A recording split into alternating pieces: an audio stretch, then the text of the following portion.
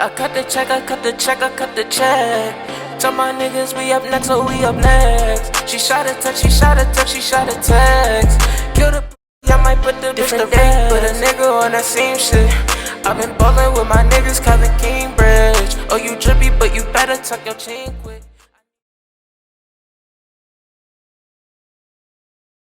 What's good, y'all, man? We back with another video, man. Today I want to talk about Game 3. Game 3 was by far the best game of the series to me. I don't know why, maybe because I want the Bucks to win. But, like, it was fun. I don't know.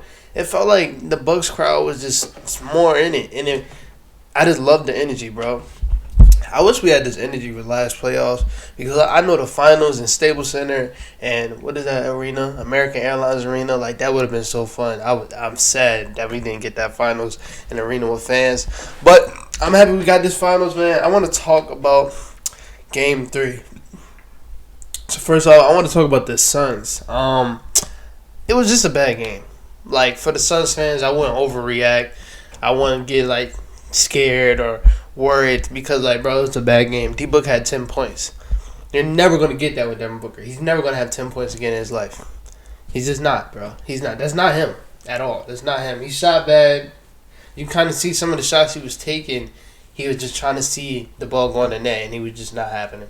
And then I think that's the reason why he didn't really play in the fourth quarter. I think Monty was like, you know what? You played the most minutes throughout. You played the most minutes of anyone in the playoffs. So let me give you this rest. Even though we're getting 2 days rest after this game, let me just give you this rest so you can come out Wednesday, guns blazing. So it was a good move by Monty. But yeah, Devin Booker was just missing shots. DeAndre Ayton, I loved how he came out, bro. He came out like real dominant. And for a person his size, you'll think dominant is him putting his back to the basket. Nah, he was just hitting them with fadeaways after fadeaways after fadeaways. And he got that shot locked down. That shit is done. He got that shot locked down. My whole thing with DeAndre Ayton is he is the biggest, softest person I've ever seen in my life. And not saying he's soft as a person, but like, bro, you are one of the biggest players in this league. And how many free throws does DeAndre Ayton average a game?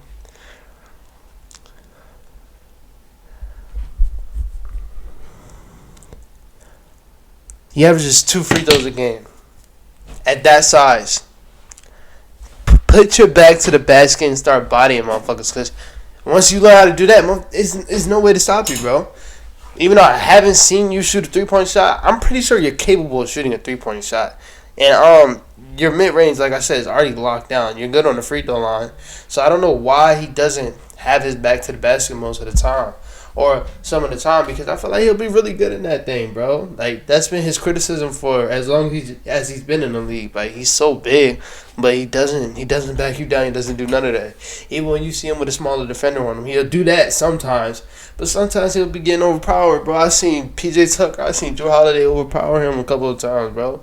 Can't let that happen. But he had a good game. I think him getting in foul trouble slowed him down. It slowed the Suns down as a team. And it was kind of hard to get back into the game.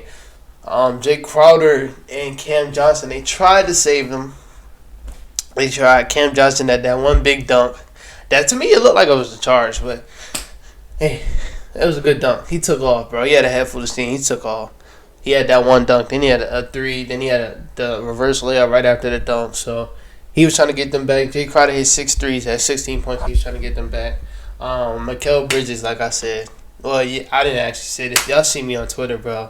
Mikal Bridges be talking like he like that or something. Like, I be seeing him talk shit to the other players. Like, bro, come on now. You're not. I don't want to sit here and hate, but like Mikal Bridges is not like that, bro. He's 3-and-D. That's it. And we're not gonna sit here and act like his defense is one of the best in the league. Like, him and Cameron Johnson, they're literally the same player. I don't really see no big difference. Cam is a better shooter. Mikal is a little bit of a better defender. That's it. But you don't see Mikal. I mean, you don't see Cam talking all the game, but yeah, Mikal Bridges be getting on my nerves. He do. He had 4 points, 4 turnovers, bro. Why are you even dribbling the ball? But to get off him, Chris Paul had 19 and 9. It was a real quiet 19 and 9 until he hit Giannis with that move. That shit was cold, bro. That was beautiful. But you see, the Suns just couldn't get it done, man. The Bucks just came out blazing.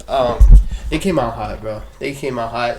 It was kind of a must-win game, and they came out like they were supposed to come out. Everybody was hitting shots.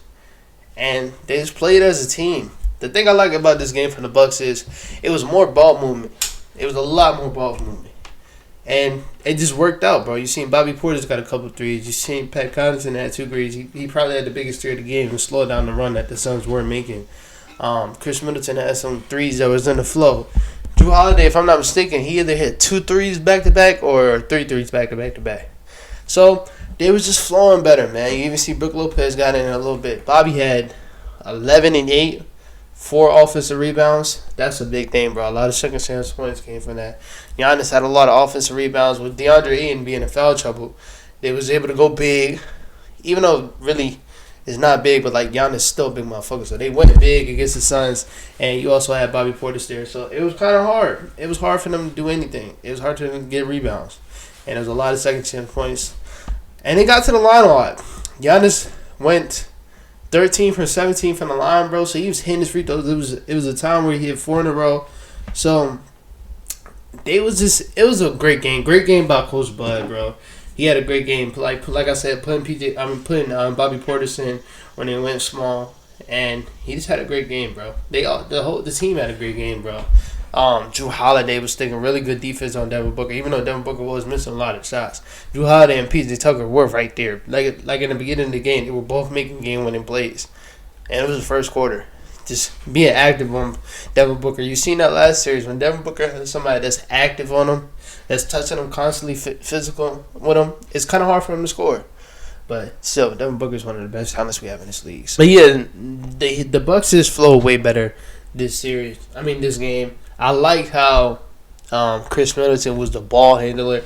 Not saying that Drew Holiday wasn't capable of being that, but like Chris Middleton was the ball handler. That forces him to be aggressive, which he was in that first half. And he kind of cooled off to the end, but like at the end they were doing it as a team, so he didn't really have to be aggressive. But I like how Coach Bud put the ball in his hands, because it really did force him to be aggressive, and that's how he came out.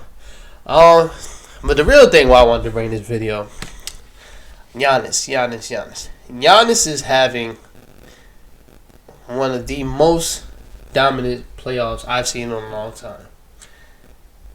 This playoffs, he's averaging 29, 12, 5, 1 block. I didn't see the steals, but 57 from the field.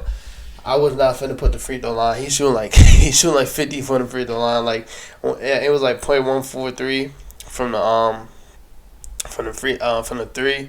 I didn't want to put them in there, but like overall, bro, Giannis is having a really dominant playoffs. He came out and started off against the Heat last season. The one thing was, Giannis, you're the defensive player of the year. Why you not guarding Jimmy Butler? He heard that. Okay. This whole series, in the Heat series, he guarded Jimmy and Bam the whole series. Was a big reason why they had a bad series. The second series. Yes, he didn't guard KD. So what? I don't want to guard KD either. I don't blame him. He didn't guard KD. He averaged 30. He averaged 30 and 15 that series. Dominated. Had that for. If I'm not mistaken, let me look it up. I don't want to make up a stat in front of y'all. But if I'm not mistaken, he had a 40-point game in that series too. And this whole series, bro, he's just been showing that, like, bro. This whole playoffs, he's just been dominating everybody. Like, you're seeing a lot of Shaq comparisons on Twitter and stuff now because, like, bro, he's been dominating, bro. Yeah, he had a 40-point game, Game 7. Game 7 when the stars come out, when you needed it, a must-win game, he drops 40, 13 rebounds, 5 assists, shoots 57 from the line, which is okay. He hit 2 out of 6 threes, so 33% from the 3, and played 50 minutes. 50 minutes, bro. He's doing him. The one thing about Giannis that surprised me is these big minutes that he's playing, because you seen it yesterday. Giannis is such a player that uses energy on both sides of the ball that sometimes he's going to need a break. Like he asked for a substitution yesterday early in the first quarter because, bro, he uses a lot of energy, bro, on both sides. And for him to be dominating this whole playoffs, like I said, multiple 30-point games. The lowest he had the whole playoffs was 14. That was before the injury. That was the game he got injured. But like in the first half of the first 3 quarters, he had 14 points. But other than that, bro, he's been dominating. 34, 31, 33, 33, 33, 30, 40, all back to back. This series, back-to-back 40-point games, bro. 40-point games, and I'm loving what he's doing playmaking-wise. Drawing the double, and somebody's always cutting. He's always there with the pass. I love what he's doing playmaking-wise. He's just been dominating this whole series. Even last series, before he got hurt, he was dominating, bro. Clint Capella was just too little. He was dominating them when they were trying to go small and have Danilo Gallinari run the 5 so they can get some shots up. But he just dominated that lineup. And you seen it yesterday. They tried to go small because DeAndre Ayton got hurt. You don't want to put Frank Kaminsky against Giannis because that's his free cheese. So they try to put Jay Crowder on him. He had back-to-back buckets on Jay Crowder. So I'm just loving what I'm seeing from him because in the past few years, 2017, they went against the Celtics. They lost in 7. That was his coming out party because that was the year like he started to really, really take off. Year after that, was he an MVP? I think so. Yeah, year after that, MVP Giannis. Win the first round, win the second round, go against the Raptors, go up 2-0, and then they put Kawhi on him, and Kawhi just locks him up, bro. That's the one thing that was said about Giannis. It's easier to scheme against him. You just build a wall, which they did. They had Serge Ibaka. They had Marcus Gasol, Pascal Siakam, Kawhi Leonard. And it kind of slowed down. Well, it really slowed down Giannis that series.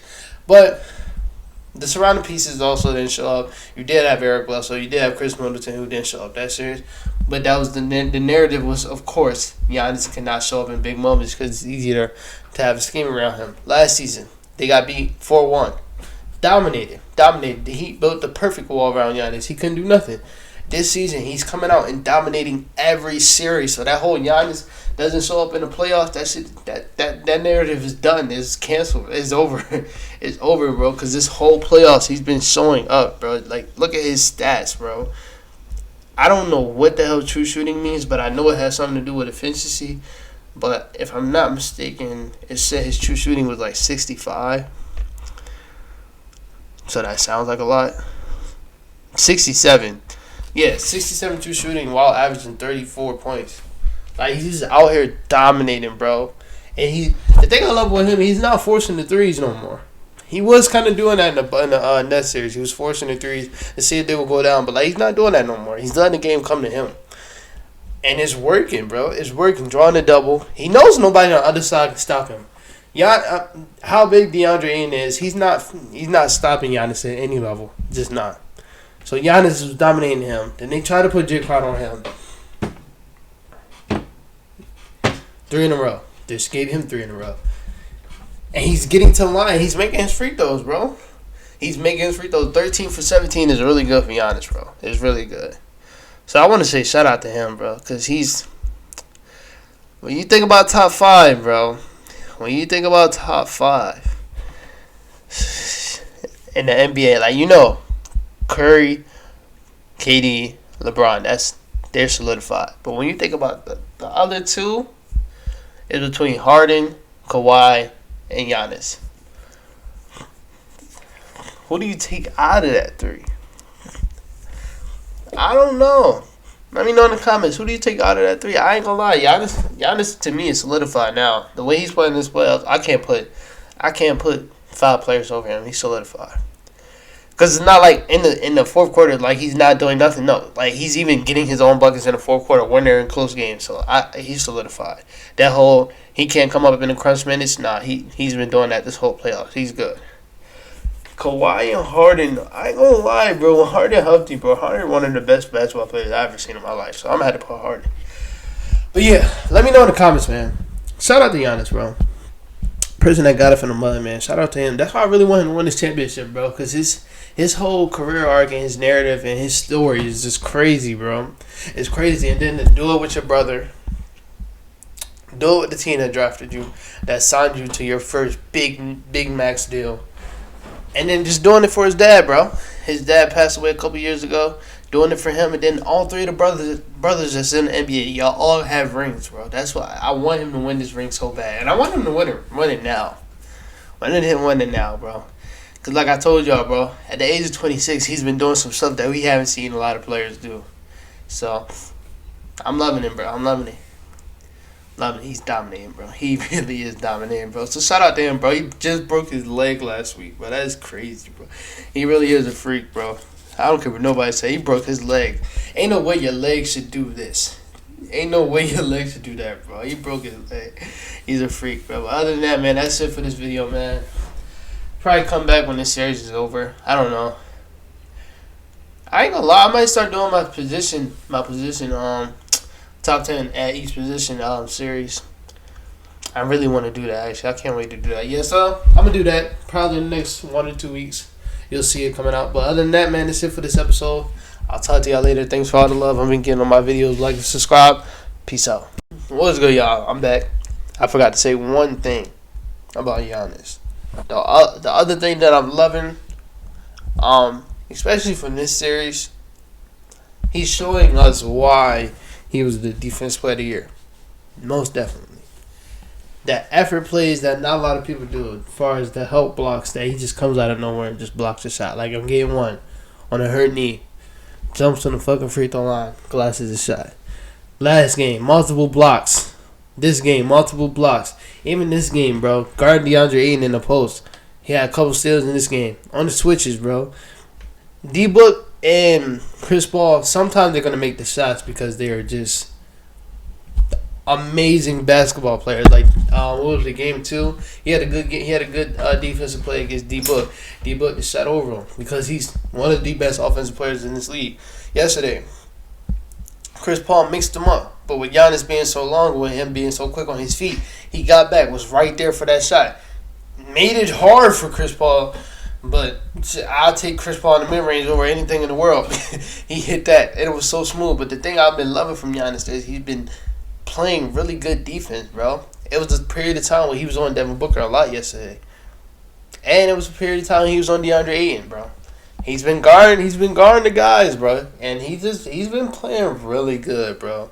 On the defensive side, I'm really impressed with that, bro. Like, the blocks, it helps, bro.